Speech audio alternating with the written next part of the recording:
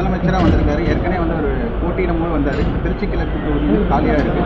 இந்த நேரத்தில் நன்றி சொல்ல வந்திருக்காரு. எப்படி பார்க்குறீங்க? மாண்புமிகு முதலமைச்சர் அன்பு சகோதரர்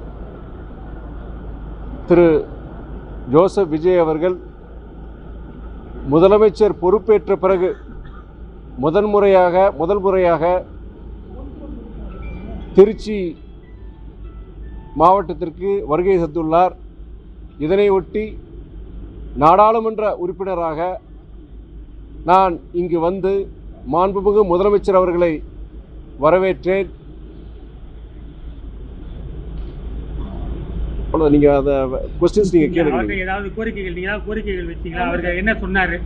நீங்க முதல் முறையாக இங்க வர்றதுனால நம்முடைய முதலமைச்சர் முதல் முறையாக திருச்சிக்கு வர்றதுனால இந்த தொகுதியின் நாடாளுமன்ற உறுப்பினராக நான் அவரை வரவேற்றேன்.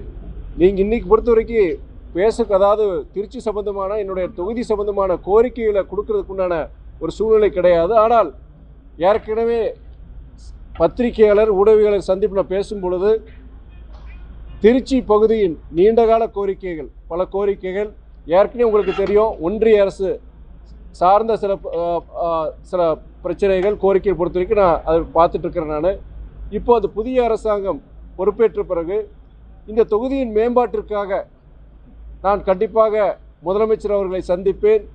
அந்த கோரிக்கைகள் இந்த பகுதி மக்களின் கோரிக்கைகளை முன்வைப்பேன். சில ப்ராஜெக்ட்ஸ் பொறுத்த வரைக்கும் உங்களுக்கு ஒன்றிய அரசுடைய ஒத்துழைப்போட மாநில அரசுடைய உதவியும் கண்டிப்பாக தேவைப்படுது. அப்படிப்பட்ட சில ப்ராஜெக்ட்ஸ் பொறுத்த வரைக்கும் கண்டிப்பாக நம்முடைய புதிய அரசாங்கம் அதுக்கு கண்டிப்பாக ஒத்துழைப்பார்கள்ங்கிற நம்பிக்கையோடு நான் இருக்கிறேன். நான் அடுத்த சில நாட்களில் நம்முடைய மாண்புமிகு முதலமைச்சர் அவரை சந்திக்கும் பொழுது எந்தெந்த பிரச்சனைகள் எந்தெந்த கோரிக்கைங்கிறது நான் உங்கள் பத்திரிகையாளர் உங்கள்கிட்ட கண்டிப்பாக சொல்லுவேன். நான் சென்னையில் அவர் நேரில் சந்திக்கிறதுக்கான வாய்ப்புகள் ஏதாவது இருக்கா? அந்த வாய்ப்புகளை உருவாக்குவேன். நான் இந்த தொகுதியின் அது எனக்காக கிடையாது, எங்கள் இயக்கம் அதிமுக காண்டி கிடையாது. இந்த திருச்சி தொகுதியின் நாடாளுமன்ற உறுப்பினராக இந்த தொகுதி மக்களுக்கு நான் ஆற்ற வேண்டிய பணிக்காக மாண்புமிகு முதலமைச்சர் அவர்களை சந்திக்கும் வாய்ப்பினை நான் உருவாக்குவேன்.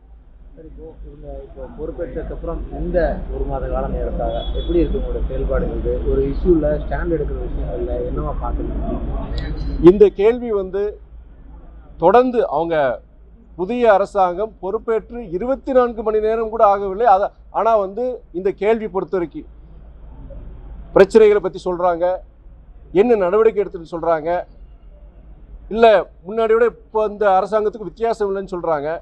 நான் எல்லா பத்திரிகையாளர் சந்திப்புலையும் நான் முதல்ல என்ன சொல்லிட்டு இருக்கேன்னா, புதிய அரசாங்கம் பொறுப்பேற்றிருக்கு, அதிகாரிகள் மாற்றம். இப்போ நம்முடைய திருச்சியுடைய மாநகராட்சி ஆணையராக இருக்கட்டும், மாவட்ட ஆட்சியராக இருக்கட்டும், அதே இப்போ தான் அவங்க டிரான்ஸ்ஃபர் பண்ணியிருக்கிறாங்க. அதிகாரிகளுடைய அவங்களே இன்னைக்கு பணிமாற்றம் டிரான்ஸ்ஃபர் நடந்துட்டுருக்கு. இப்படி இருக்கிற சூழ்நிலையில் புதிய அதிகாரிகள் பொறுப்பேற்று இப்போ இருக்கிற சூழ்நிலை பிரச்சனைகளாக இருக்கட்டும், அதெல்லாம் அவங்களுக்கு கால அவகாசம் கண்டிப்பாக கொடுக்கணும். நம்ம 24 மணி நேரத்தில் இல்லாட்டி ஒரு வாரத்திலையோ இல்லாட்டி ஒரு மாதத்துலையோ அந்த மாற்றங்களை நாம் உருவாக்க முடியாது. நீங்கள் ஒரு குறைஞ்சபட்சம் 6 மாதத்துலேருந்து ஒரு வருஷம் நீங்கள் கொடுத்தாதான் இந்த புதிய அரசாங்கத்தினால அந்த மாற்றங்களை உருவாக்க முடியுங்கிறது என்னுடைய கருத்து. நான் அதை தான் நான் தொடர்ந்து சொல்லிட்டு இருக்கிறேன். நான் ஒரு வாரத்துலேயோ 10 நாள்லையோ இல்லை 20 நாட்கள்லையோ இந்த மாற்றத்தை உருவாக்க முடியாது. அங்கங்கே குற்ற சம்பவங்கள் நடக்குது. ஆனால் அந்த குற்ற சம்பவம் நடக்கும் பொழுது அதுக்கு காரணமான குற்றவாளிகளை கைது செய்வதாக இருக்கட்டும், வழக்கு போடுறதா இருக்கட்டும், எஃப்ஐஆர் ரிஜிஸ்டர் பண்ணுறதா இருக்கட்டும், அதில் எந்த காலதாமதமும் கிடையாது. நான் சென்ற ஆட்சி இருக்கும்போது இதே சொன்னேன். நான் நீங்கள் குற்ற சம்பவங்கள் 100% அது இது பண்ணால் கண்டிப்பாக முடியாது. ஒரு வளரும் நாட்டில் வளர்ந்த நாடுகள்லேயே இந்த பிரச்சனையை முழுமையாக அவங்க இது பண்ண முடியல. அப்படி போன்ற இதில் ஆனால் குற்ற சம்பவம் நடக்கும் பொழுது எந்தவித நடவடிக்கை எடுக்காமல் அந்த குற்றவாளிகள் மேலே எந்த விதம் எடுக்காமல் இருக்கு, அது தவறு. அது பொறுத்த வரைக்கும் நம்ம அது போன அரசாங்கத்தில் அந்த பிரச்சனை கிடையாது. இப்போ இந்த ஆட்சியிலையும் பொறுத்த வரைக்குமே அதுக்கான அந்த மாதிரி பிரச்சனை கிடையாது. நீங்கள் கோயம்புத்தூர் சூலூர் நடந்த பிரச்சனையாக இருக்கட்டும், இல்லை இங்கே புதுக்கோட்டை மாவட்டத்தில் பிரச்சனையாக இருக்கட்டும், அந்த பிரச்சனை சார்ந்த நபர்கள் அவங்க கைது செஞ்சுருக்கிறாங்க. கூண்டாஸ் வழக்கு அவங்க மேலே போட்டிருக்கிறாங்க, கடுமையான நடவடிக்கை எடுத்திருக்கிறாங்க. கடந்த ஒரு மாத கால பதவியேற்று கிட்டத்தட்ட ஒரு மாத காலமாகுது. இதில் தற்போதைய அரசோட செயல்பாடுகள் எந்த அளவில் இருக்குது? அதில் இன்னொரு அட்வான்டேஜ் எதுக்காக கேட்குறோம் அப்படின்னா, போன அரசுக்கும் இந்த அரசுக்கும் உள்ள வித்தியாசம் கிடையாது. நீங்கள் டயர்டாயிருவீங்க, பதில் சொல்லி நான் டயர்டாயிருவேன். நான் இந்த மாற்றம் நீங்கள் சொல்கிற மாற்றமாக இருக்கலாம், முன்னேற்றமாக இருக்கலாம், அதற்கு குறைஞ்சபட்சம் 6 மாதத்துலேருந்து ஒரு வருஷம் நீங்கள் டைம் கொடுக்கணும். அதுக்கப்புறம் அவங்க சரியாக செயல்படலையா நாங்கள் கண்டிப்பாக நாங்கள் சொல்ல தான் போகிறோம். ஆனால் அதுக்கு முன்னாடி சரியாக செய்யலை இல்லை அப்படிங்கிற அந்த கேள்விக்கு நாங்கள் பதில் சொல்ல முடியாது. விவசாய கடன் தள்ளுபடி அறிவிப்பு வெளியிட்டாங்க. அது ஒரு திட்டமிட்ட ஏமாற்றுன்னு கூட எதிர்கட்சிகள் விமர்சிக்கிறாங்க.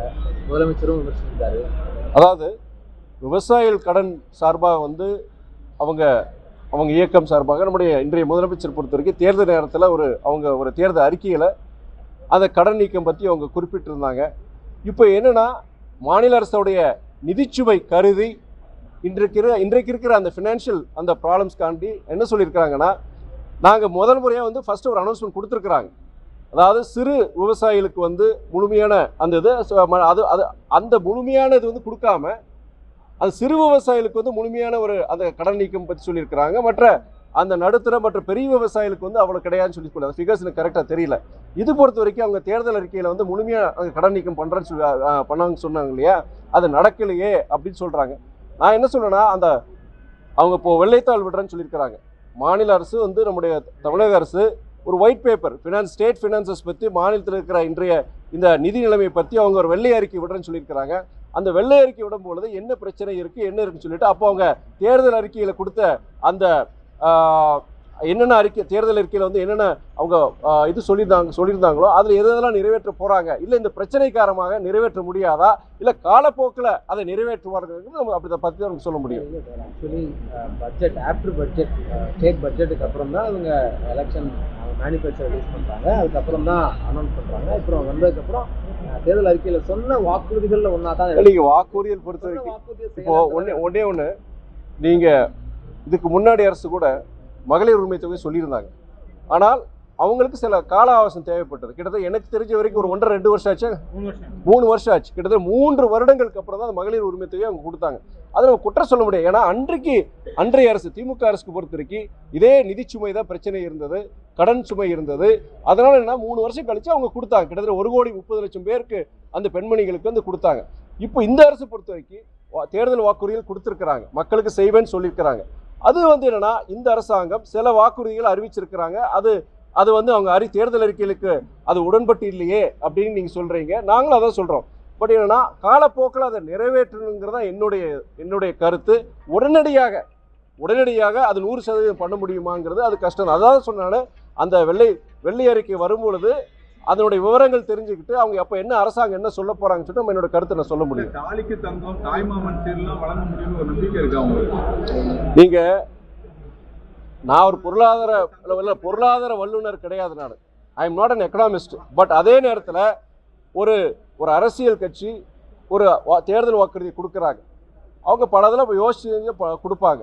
இன்னைக்கு இருக்கிற தமிழக அரசாங்கத்தோட நிதி நிலைமை இதெல்லாம் பார்த்துட்டு கண்டிப்பாக தேர்தல் அறிக்கையில் இதெல்லாம் செய்ய முடியும், கண்டிப்பாக செய்ய தான் போகிறாங்க. ஆனால் ஒவ்வொரு விஷயமும் அனைத்தும் சாத்தியமா அப்படின்னு கேட்டேன்னா இன்னைக்கு இருக்கிற பிரச்சனையை பார்க்கும்போது கண்டிப்பாக கிடையாதுன்னு தான் நான் சொல்லுவேன்.